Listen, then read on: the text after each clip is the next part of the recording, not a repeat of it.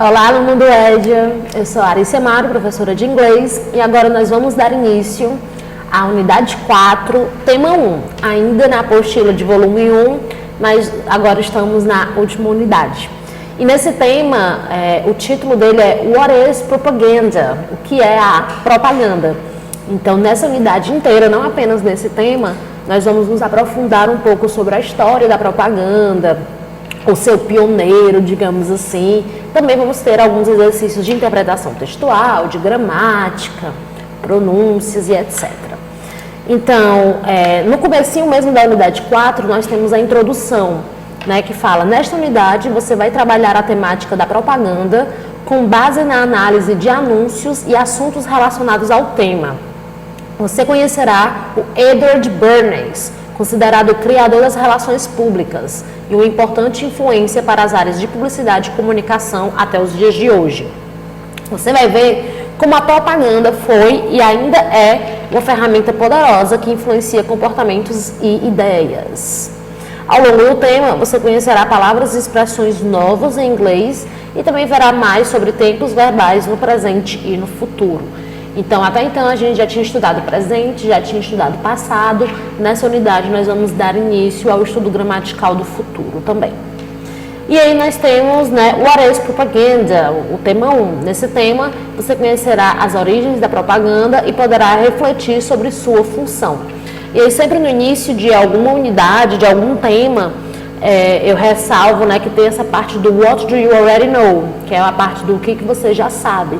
Que é sempre para dar instigar a gente, a pensar um pouco, a refletir, a trazer um pouco da nossa bagagem para o conteúdo que a gente vai ver hoje. Então, pense nas propagandas de produtos e serviços que você conhece. Quais estratégias você acredita que os especialistas em propagandas utilizam para vender seus produtos?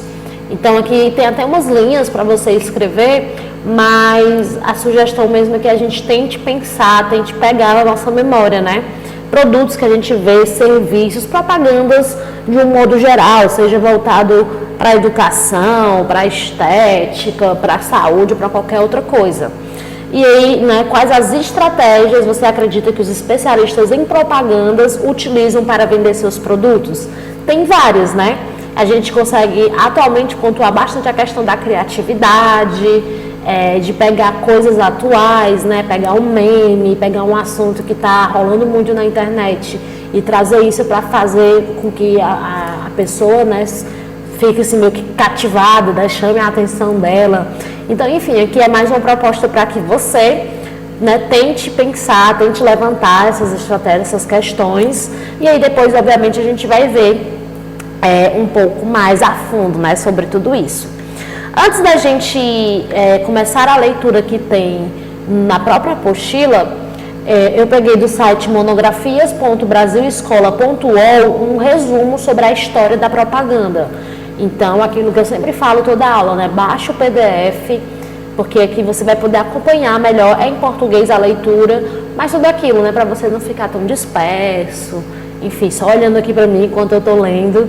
Então, é legal que a gente tente ler juntos. Então, agora é uma leitura que não está na apostila, mas está no PDF, então não esqueça de baixar. Vamos lá. Resumo a história da propaganda. A história da propaganda brasileira surgiu em meados de 1800, quando a mídia televisão ainda não existia. No Brasil, a propaganda está no sangue. Mascates, ambulantes e tropeiros foram os primeiros vendedores, pioneiros das vendas por telefone, catálogos e internet. Na época, ninguém era cliente, e sim freguês. Foi com Tiradentes, com seus panfletos, seus cartazes e seus santinhos, que o Brasil conhece a primeira campanha política para a independência. O jornal foi criado em Londres por Hipólito da Costa, em 1806. Jornal Classificados, Agência de Propaganda, o trio entra em cena em 1891, com a criação da Empresa de Publicidade e Comércio. No início do século, o rádio trouxe os jingles, a imaginação e o sonho para a vida brasileira. No início dos anos 50, época da Rádio Nacional, dos programas de auditório, das disputas de Emilia e Marlene e dos fã-clubes organizados, apelidadas pelos cariocas de macacas de auditório. No Brasil, 1950 marca a chegada da televisão, que como o rádio revoluciona a vida brasileira.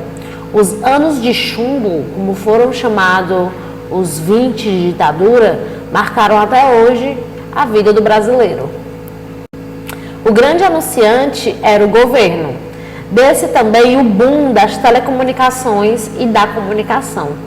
As rádios FM conquistam um público impressionante.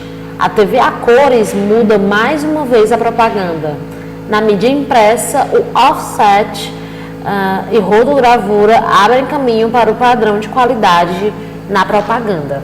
Então aqui a gente vai vendo que antes mesmo de ter todo esse boom midiático, né, já existia a necessidade, já tinha os porquês de se propagar alguma coisa, né, de fazer uma propaganda. Cito até que a questão do Tiradentes, né, e de, enfim, de outras pessoas que, mesmo que não tivesse esse termo, né, mas já fazia essa função de criar, enfim, de oferecer um produto, fazer uma propaganda de algo com foco de atingir outras pessoas, né, no sentido de despertar o interesse, a curiosidade, a vontade, enfim. Até o final dos anos 80, as duplas de criação que surgiram nos anos 70 passaram a trabalhar em equipe, numa espécie de agência sem paredes, que integrou mídia, planejamento e criação.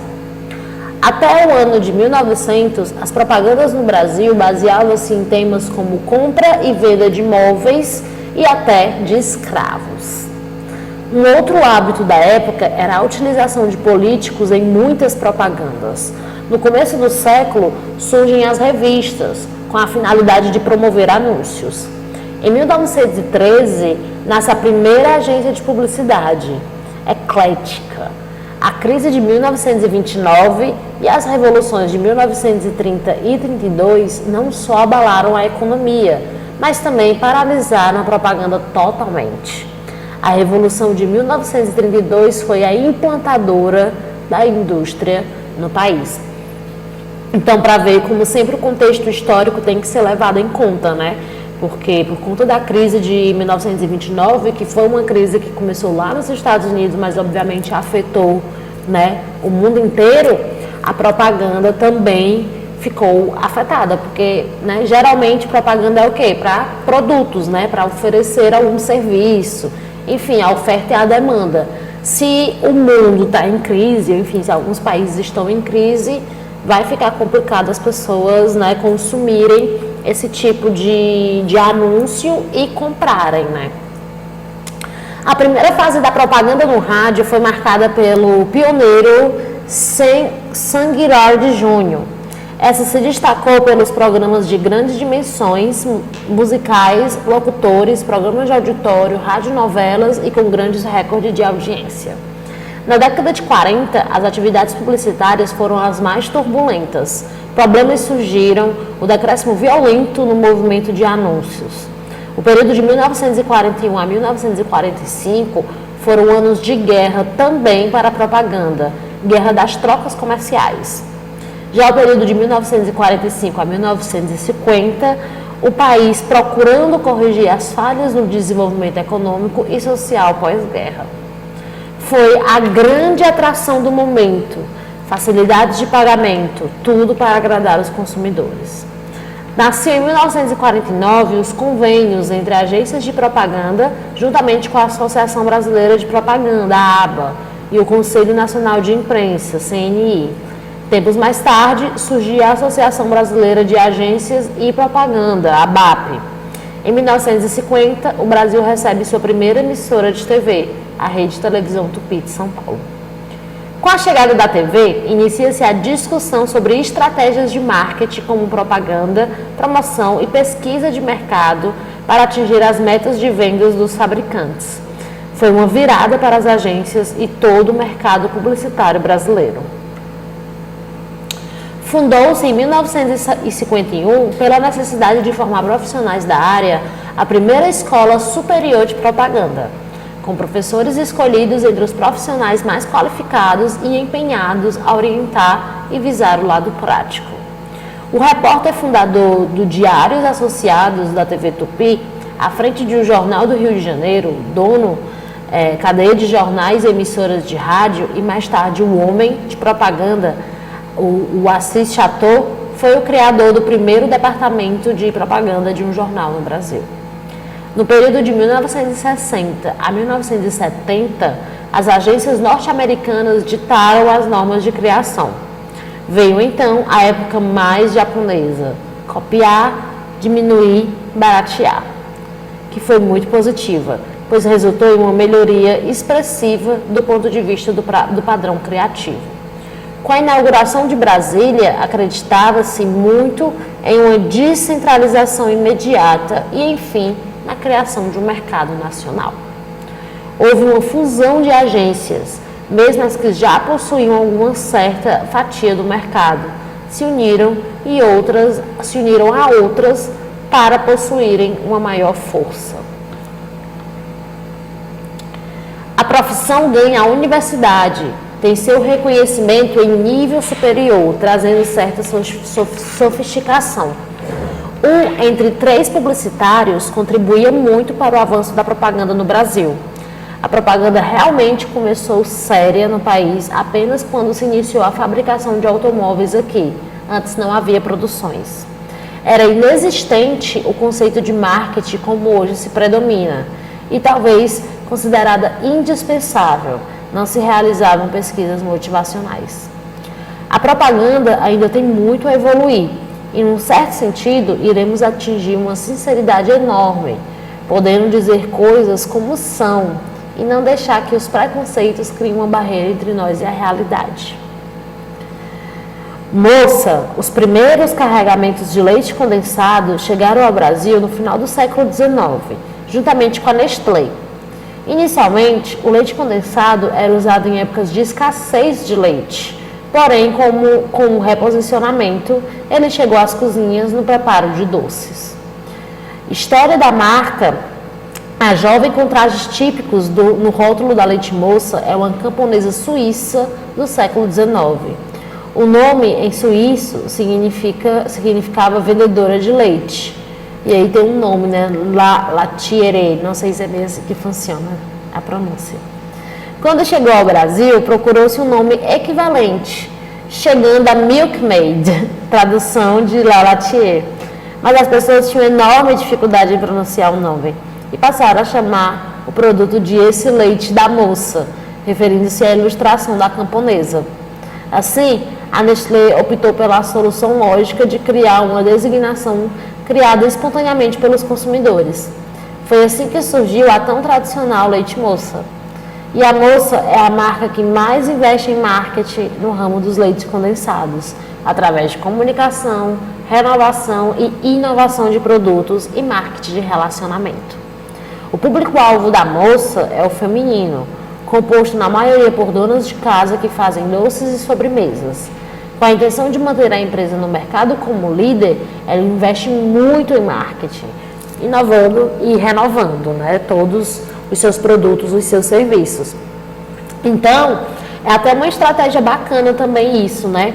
Que a gente viu que na questão do leite moça, tinha um outro pensamento, um outro termo para chamar esse produto, mas aí viu que as pessoas tinham dificuldade, que os próprios consumidores começaram a dar, digamos que apelidos, né? Então, meio que essa jogada, né? Por que não a gente mudar, trazer até essa aproximação, né? O cliente se sente um tanto que especial, que ouvido, né? E sobre essa questão do marketing, realmente faz toda a diferença, né? Porque às vezes é o mesmo produto, mas que vem de fabricações diferentes, né? Mas por causa às vezes, do logotipo, de um comercial, de um trocadilho, as pessoas podem ter a tendência a preferir, né, ou comprar uma de marca X do que a da marca Y por conta dessas estratégias mesmo da questão da propaganda, dos anúncios, enfim. E ainda tem as questões, né, de que foi se adaptando também, de ter muitas promoções, de ter brindes em vários produtos, o que também não deixa de ser uma jogada de marketing. Ferrari, a paixão que a mantém é a mesma que permeia a história de um dos símbolos mais famosos do mundo. Enzo Ferrari teve a capacidade de unir a marca com o próprio talento, especialmente para o marketing. Em julho de 97, comprou metade das ações da Maserati, do grupo Fiat, ao qual ela própria hoje pertence. Atualmente, a linha de automóveis Ferrari é composta pelos modelos 550 Maranello, 456M das versões GT e GTA, o único com 4 lugares na marca, e 355 F1, com câmbio similar aos utilizados nos carros de Fórmula 1. Bombril, em 1948, surgiu a Abrasivos Bombril, dedicada à produção de esponjas de lã de aço. Empresa pioneira no desenvolvimento da tecnologia própria, marca forte, tradicional logotipo vermelho, promoções, programas de rádio e televisão. Assim, a Bombril se transformou em marca referência no mercado. Após o mega sucesso, até então, a Bombril lança sua linha de limpeza. Foram criados o detergente, Limpol, desinfetante Pinho e o amaciante Monbiju. A missão da Bombril é facilitar o dia a dia em milhares de lares brasileiros. E aqui a gente tem no final, né, dizendo que foi publicado pelo Marco Aurélio Moreno Silva Japiaçu. E sobre essa questão, né, a gente fala muito, acho que vocês já devem ter ouvido falar, que às vezes uma marca se destaca tanto no mercado, seja pela qualidade do produto, pelas jogadas de marketing, por jingles, né, aquelas musiquinhas chiclete que fica na nossa cabeça, tipo a da Casa Pio e tantas outras. Mas acaba que, por exemplo, a Bombril, é muito difícil a gente tiver alguém que chama esponja de aço, né? Esponja de lã e aço. Mesmo que não seja da marca Bombril, vai ter pessoas que vão chamar aquele produto de Bombril. O iogurte, né? A mesma coisa. A gente tem uma tendência a chamar de quê? De Danone. E Danone é uma marca. Enfim, tantas outras. Isso mostra realmente que prepararam boas jogadas de marketing no passado. Muitas vezes fizeram isso há muitos anos atrás e estão mantendo, né, até hoje. Então, pegar um mascote, colocar a imagem de uma vaquinha, sei lá, algum bichinho, alguma coisa ali criada mesmo especificamente para aquele produto, tudo isso vai fazer com que a gente tenha essa memória afetiva, né? Que a gente se sinta tanto que próximo daquele produto. Produto tal, por causa da minha infância. Então, tudo isso é muito bem pensado, né?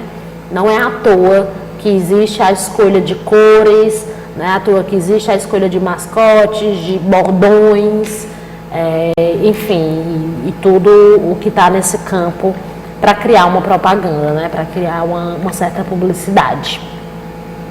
E aí agora a gente voltando para a apostila, especificamente na página 84, nós temos agora um texto, né? Que é a história da propaganda, The History of Propaganda. E aí tem, leia o texto a seguir sobre as origens da propaganda e utilize o Keyword Box ao final com o objetivo de compreendê-lo.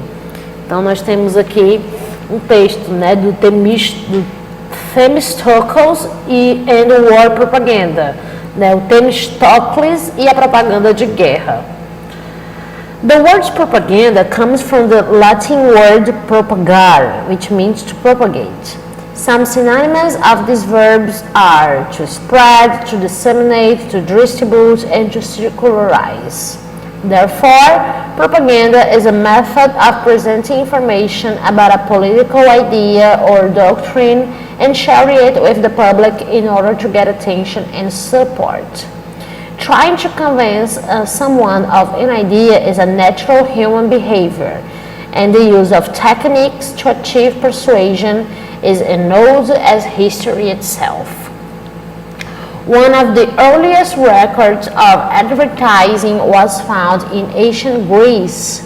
In 480 BC, King Xerxes of Persia sent his armies to conquer Greece, achieving victories in several battles and conquering even the capital Athens. When defeat seemed inevitable to Greece, The general of the Greek Navy, Themistocles, spread a series of false information in order to deceive churches. This series of disinformation made churches change his battle plans, which turned out to favor the Greeks' victory in the Battle of Salamis.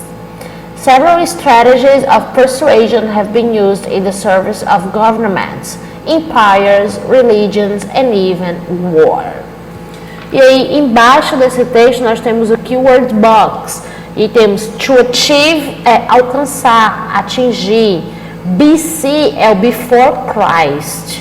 E se fosse AD, seria o Anno Domini, que é o antes de Cristo e o depois de Cristo. Behavior é comportamento. Tanto é que uma das vertentes, né, da psicologia é o behaviorismo, né, que vai estudar realmente essa parte mais comportamental. To conquer, conquistar. To convince, convencer.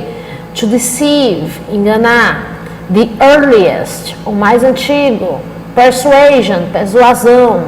Record, registro. To seem, parecer. Seemed, pareceu. Several, diversos. To spread, espalhar, divulgar. E to turn out, resultar. E turn it out, resultou, tá no passado. Então, esse texto que a gente tem aqui na página 84, interessante é que a gente não tente traduzir letra por letra, né, palavra por palavra mesmo, porque acaba que a gente fica um pouco preso em alguns termos, em algumas coisas que muitas vezes nem seja tão relevante assim para uma atividade de interpretação textual. Então, nós temos na página 85 algumas perguntas de acordo com esse texto.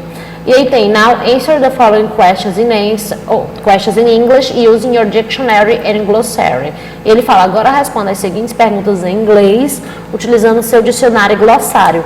Então aqui, para responder as perguntas, você pode utilizar seu dicionário, utilizar seu glossário, porque está pedindo que a resposta seja feita em inglês. Claro, tem aqui algumas perguntas, né? Por exemplo, qual é o objetivo da propaganda? Aí você volta lá no texto, caso precise você pode traduzir uma coisa ou outra, mas evite, tipo, copiar o texto inteiro, colar no Google Tradutor, por exemplo, e traduzir ele por completo. Porque aí a gente perde um pouco essa nossa prática, né? De bater um olho, de ler um texto em inglês que pode ter termos que a gente nunca viu na vida e de tentar entender pelo contexto. E aí tem aqui fala também, né? Caso queira aprofundar seus estudos com base nessa atividade, releia o texto e grife os trechos que apresentam as informações solicitadas em cada pergunta. Em seguida, reescreva os trechos com suas próprias palavras em seu caderno. Então, para ficar melhor, até pra gente mesmo, eu vou copiar no quadro, ok? Essas 3 perguntinhas que tem no texto, sobre o texto também, até para ficar melhor da gente se organizar e de vocês verem como que seria a escrita na língua inglesa, já que a apostila sugere que a gente faça a resposta toda em inglês. Então, nessa atividade é basicamente um Ctrl+C, Ctrl+V do texto, né? E aí na primeira pergunta qual é o objetivo da propaganda. E aí na própria apostila já tem o início da frase, né? Que é o objetivo da propaganda e aí a nossa função é só ir lá no texto, tentar encontrar um trecho exato e fazer esse mesmo de copiar e colar. Então eu trouxe até aqui a minha cola. Is to present information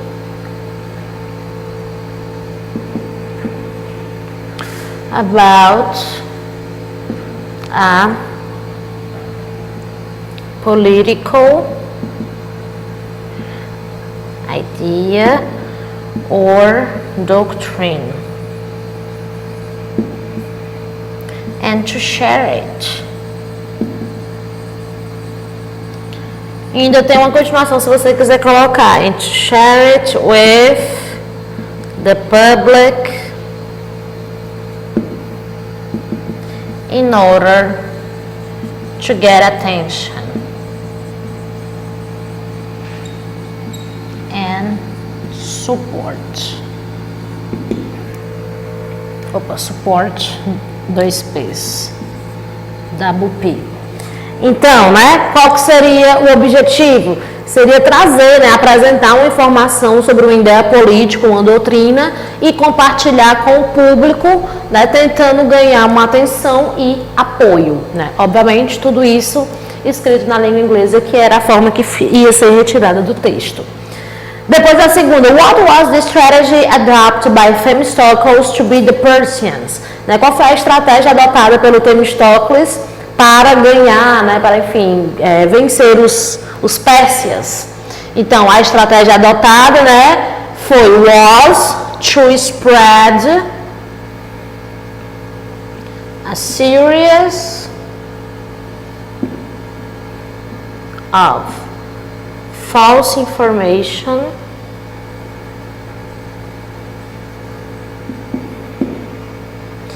in order to deceive the Persians. Então, a estratégia que ele adotou foi qual? Foi espalhar, né, várias informações falsas para enganar os persas. Então, a fake news já começou, né, muitos séculos atrás. E aí, na última, nós temos how old is the use of techniques to achieve persuasion? Né? Mais ou menos a idade, né? Há quanto tempo, né, que existem essas técnicas, né, para que a gente consiga persuadir, manipular, enfim, chamar essa atenção, né? E aí, o uso dessas técnicas, né, para alcançar a persuasão é as old as history itself. No texto tinha assim, né? Que essas técnicas, elas são tão antigas quanto a própria história. Então é meio como se fosse uma coisa intrínseca, né? Como se, mesmo antes de ter a definição da propaganda, do anúncio, já existiam técnicas e maneiras de fazer com que, né, tentasse dar uma manipulada, uma persuadida, convencer alguém a comprar, a conquistar, adotar, enfim, ideias, doutrinas, o que quer que fosse. Então, esses exercícios, gente, pode ser um pouco mais complicado, mas é interessante que a gente vá começando a praticar, a fazer dessa maneira, né? Tentar responder em inglês, tentar achar no texto palavras-chave que dão um direcionamento legal, porque que a questão está pedindo. Então, assim, pode ser um pouco complexo de início, mas vocês vão ver que com o tempo vai ficando mais fácil, vai ficando até meio que no automático. Então, agora a gente vai só ler agora um último texto que tem ainda desse tema 1, agora é um texto em português, e depois fazer alguns exercícios que eu trouxe só para a gente dar uma praticada, exercícios tirados de provas do Enem, por exemplo, que vai ter esse foco de utilizar anúncios publicitários. E aí na página 85 da apostila, nós temos um texto em português que é chamado Propaganda e Consumo, né? Só para a gente dar mais realmente essa adentrada, digamos assim, nesse conteúdo, né, nesse assunto, saber um pouco mais sobre a relação da propaganda e do consumo. Então, televisão, rádio, internet, jornais e revistas, exemplos de meios de comunicação presentes no dia a dia do brasileiro, são comumente chamados de veículos de massa, devido ao seu potencial de alcance. Então, geralmente, quando a gente fala isso, vocês estão seguindo a massa, é o quê, né? Estão indo ali naquele balaio, né? Estão indo para onde a banda está tocando, sabe? Essas imagens que tem, né? Que passam as pessoas tocando e vai todo mundo seguindo atrás. Por isso que tem muito isso, né? E a mídia, a gente não pode negar o forte papel que a mídia tem em alienar, né? Ou, enfim, em doutrinar, em tentar convencer. Enfim, tudo isso, né, a mídia está aí não só para isso, mas também com esse papel, né, de trazer ali aquele ponto de vista e tentar fazer com que a gente cumpra aquele determinado ponto de vista. Se a gente vai comprar ou não, vai depender do que está sendo passado, do contexto, da nossa bagagem, nossa personalidade, enfim, né, isso é bem relativo. Mas aí, no mais, a gente chama de veículos de massa por conta disso, né? Traz informações, obviamente, mas traz também vários direcionamentos, vários condicionamentos que levam as pessoas a seguir a massa mesmo, né? Aí realmente só acreditando e propagando aquele discurso.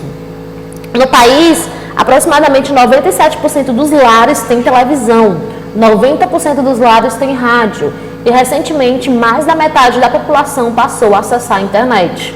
Assim, é possível imaginar quão importantes esses veículos são na disseminação de informação e de ideias. Essas informações podem chegar ao espectador de diferentes formas, entre elas notícias, programas e propaganda. Essa última constitui uma indústria muito grande, que teve um investimento somente em 2013 de 51,8 bilhões de dólares, aproximadamente 119 bilhões de reais. Isso acontece porque o investimento em propaganda tem potencial para gerar muitos lucros no Brasil. A propaganda usa recursos emocionais que procuram associar o produto a um sentimento ou ideal de vida. Ou seja, você não consome apenas o produto, mas a ideia que ele veicula. Por exemplo, ao apresentar seus serviços financeiros, a propaganda utilizada por bancos veicula também suas boas ações socioambientais. A propaganda da margarina, por sua vez, veicula a ideia de uma família feliz.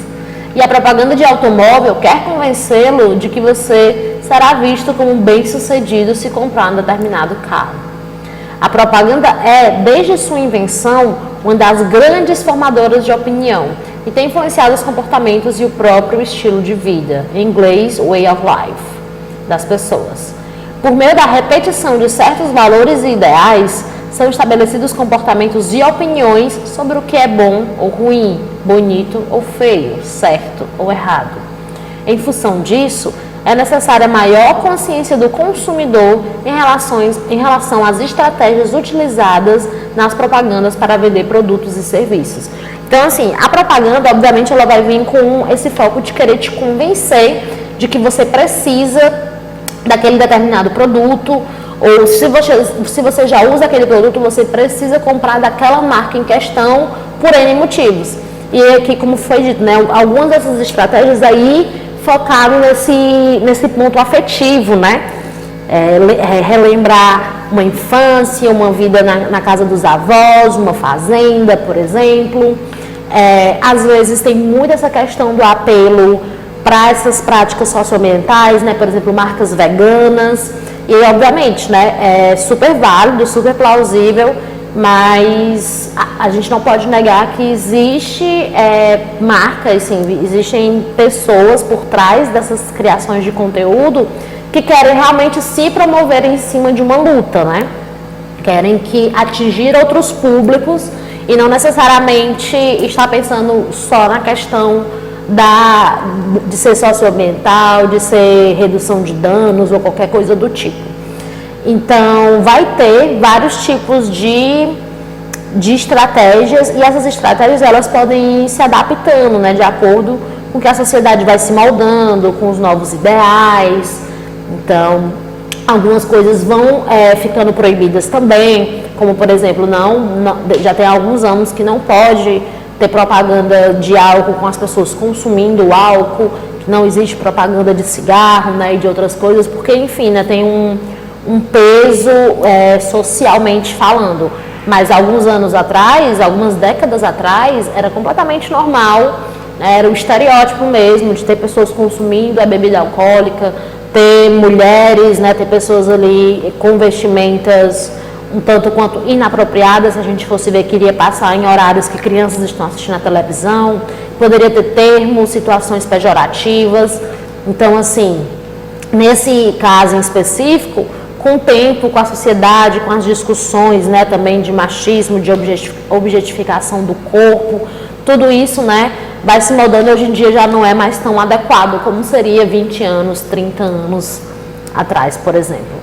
Mas, como a gente viu, né, a propaganda, ela realmente tem uma função, ela tem um foco bem grande e cabe ao consumidor tentar balancear, né, até onde ele está só sendo ali meio que manipulado, de que aquele produto ele precisa daquilo, e até onde é realmente uma questão de se promover, de realmente estar necessitado ou estar querendo investir naquele produto. Cabe ao consumidor, né? Todo mundo tem aí a sua liberdade, mas é interessante que a gente saiba que a propaganda ela vai querer mexer em alguns pontos da nossa sensibilidade, das nossas emoções, né? Para que a gente queira consumir, o que não deixa de ser uma ação bem inteligente, bem esperta por parte de quem faz esse trabalho, né? Aí cabe a gente se a gente vai se deixar manipular ou não. Então, basicamente é isso, né? Essa unidade. Como eu falei, agora a gente vai fazer alguns exercícios, principalmente tirados da prova do Enem, só para a gente dar uma finalizada nesse assunto. Então, eu peguei essa questão da prova do Enem de 2015 e vamos ignorar, né, os meus ótimos talentos para desenhar até uma fruta, mas basicamente era isso, né? Tinha uma fruta ali desenhada com essa frase: a third of the food in the UK ends up being thrown away. Sad, isn't it? E aí, antes de eu traduzir tudo mais, vamos ver, né, o enunciado da questão 91 do Enem de 2015. Uma campanha pode ter por objetivo conscientizar a população sobre determinada questão social. Na campanha realizada no Reino Unido, a frase "a third of the food in the UK ends up being thrown away" foi utilizada para enfatizar ou a o quê? A desigualdade social, a escassez de plantações, a reeducação alimentar, o desperdício de comida ou o custo dos alimentos. Então, assim, olhando apenas para os recursos ali visuais, né, a linguagem ali que, enfim, que ela é mais na questão da imagem mesmo, não tem muito como a gente saber, porque, enfim, eu não sei muito bem desenhar, mas era basicamente isso, era uma pera, enfim, uma fruta, não tinha nada além disso que nos levasse a acreditar em qualquer um desses itens. O que vai fazer a gente ter esse direcionamento é, obviamente, a frase, que aí seria o quê, né? Se você sabe que thrown away é uma expressão para dizer que é jogado fora, né? A gente já consegue meio que entender também. Mas aí ele fala o quê, né? Que 1/3 da comida do Reino Unido acaba sendo jogada fora, ou seja, desperdiçada, né? E ele fala triste, não é? Sad, isn't it? Então, como eu disse, né? Só olhando para um todo, não tem muito como saber. Mas olhando para a frase, sabendo a tradução, o significado de algumas dessas expressões aqui, a gente já tira desigualdade social, porque não é esse o foco, né? O foco não é dizer que, por exemplo, que alguns têm muito acesso, outros têm menos acesso. Não foi esse o foco da campanha. Escassez de plantações. Nem falaram sobre isso ou sobre qualquer outra questão geográfica que estivesse impedindo a agricultura, as plantações de um modo geral. Reeducação alimentar. Algumas pessoas poderiam se confundir por ter a presença de uma fruta, né? Achar que era questão de uma alimentação saudável e tudo mais. Pode rolar uma confusão se você não consegue traduzir por completo ou se você principalmente não sabe o significado de thrown away. Mas também não é. Desperdício de comida é o correto, obviamente. Custo dos alimentos não, porque não está falando de valor, né? Não está falando de preço. Ele está falando o quê? Que de toda a comida que tem no Reino Unido, 1/3 acaba sendo jogada fora, desperdiçada. Ou seja, não teve um aproveitamento daquele alimento, mesmo que fosse 95%. O debate, digamos assim, que essa campanha estava querendo levantar, né? Tipo assim, olha só que triste, né? Poderia até gerar uma discussão por desigualdade na questão de que enquanto uns têm tanto, estão desperdiçando, outros não têm nada. Mas enfim, né? Sempre aquela lembrança que a gente tem que focar no que o enunciado está pedindo. Embora tenha itens que podem fazer certa lógica, que enfim, que socialmente falando a gente já concordou com determinados assuntos, o foco foi perguntar o quê, né? A utilização dessa frase em questão e que tem o thrown away, ela foi utilizada para enfatizar o quê? O desperdício da comida. Agora, essa questão eu peguei do Enem de 2016 e traz essa imagem, né? Que também, novamente, eu fiz aqui o desenho do jeito que era possível, mas basicamente é como se tivesse uma placa com um carro, né? Um carro se distanciando, deixando umas marcas de freio, né? Que meio que pode simbolizar uma questão de não estar, enfim, dirigindo muito bem, de estar rápido demais. Enfim, tem esses recursos aí que a gente consegue distinguir por causa da imagem, né? E aí, de texto tem Attention Female Driver, Stop Prejudice, Stop Discrimination, the Anti-Discrimination Act is in force in Croatia, né, na Croácia. E aí temos a questão 91 desse Enem de 2016. A campanha desse pôster, direcionada aos croatas, tem como propósito o quê?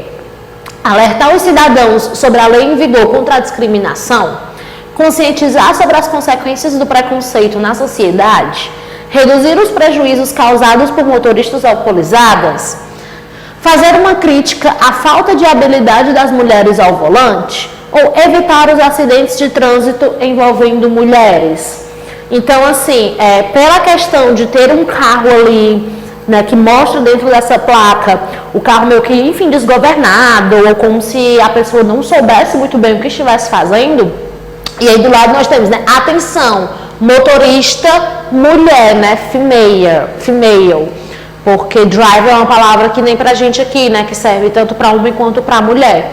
Então, como se estivesse avisando que é uma motorista mulher, né, e que talvez, né, pudesse inferir que por conta disso a pessoa não está sabendo dirigir muito bem.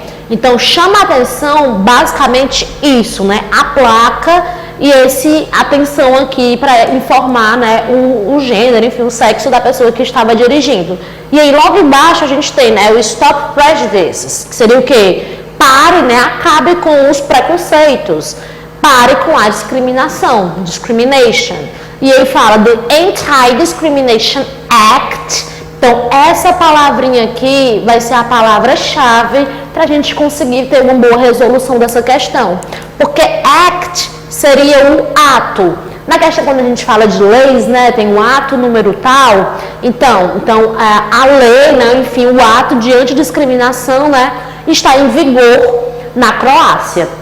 Então, primeiro eles usaram esse recurso de chamar a atenção usando uma frase tipicamente preconceituosa, né? Meio que segregando quem dirige bem obrigatoriamente é homem, quem dirige mal obrigatoriamente é mulher. Então, usou esses recursos do próprio preconceito, da discriminação, para chamar a atenção do leitor, para depois informar que estaria essa lei em vigor na Croácia. Então, sabendo dessa palavra, a gente já sabe que evitar os acidentes de trânsito envolvendo mulheres não é. Né? A questão que não é evitar acidente de trânsito envolvendo homem ou envolvendo mulher, não tem nada a ver, nem fala sobre acidente de trânsito. Fazer uma crítica à falta de habilidade das mulheres ao volante, algumas pessoas poderiam marcar essa, mas assim, na verdade, não estou fazendo uma crítica à falta de habilidade, estou fazendo uma crítica ao preconceito, a esse tipo de pensamento que é meio que segregacionista, né? Todo mundo quer mulher, todas as mulheres, obrigatoriamente, elas não vão ter uma boa habilidade no volante, o que não é verdade. Reduzir os prejuízos causados por motoristas alcoolizados não tem nada a ver, em nenhum momento é citado a questão de estar dirigindo sob o efeito de álcool. Pode ser compreendido assim, principalmente pela questão das marcas do freio, né? A gente leva muito para esse lado, de que se uma pessoa não está dirigindo muito bem, ela pode estar sob o efeito de alguma coisa, mas não é o foco da campanha, né? Conscientizar sobre as consequências do preconceito na sociedade poderia ser uma que poderia ser uma pegadinha, né, que algumas pessoas pudessem marcar ela, principalmente se você sabe que prejudice significa preconceito. Mas como eu falei, essa palavra act, ela muda tudo, né, ela faz com que a gente entenda que é alertar aos cidadãos sobre a lei em vigor contra a discriminação, né? A gente tem a palavra ato, a gente tem o force, que vai dar esse tom de vigor, né? E aí, obviamente, a localização que é na Croácia. Então, utilizou esses elementos, né? Colocou uma frase bem machista, enfim, bem problemática, uma imagem que também remete a isso para chamar a atenção. Então, até uma maneira de atingir certos públicos que talvez, se a informação inicial já fosse falar sobre isso, já nem prestasse atenção. Mas é até uma maneira de cativar outros públicos, né? Tanto as pessoas que concordam com esse tipo de pensamento, quanto as pessoas que discordam.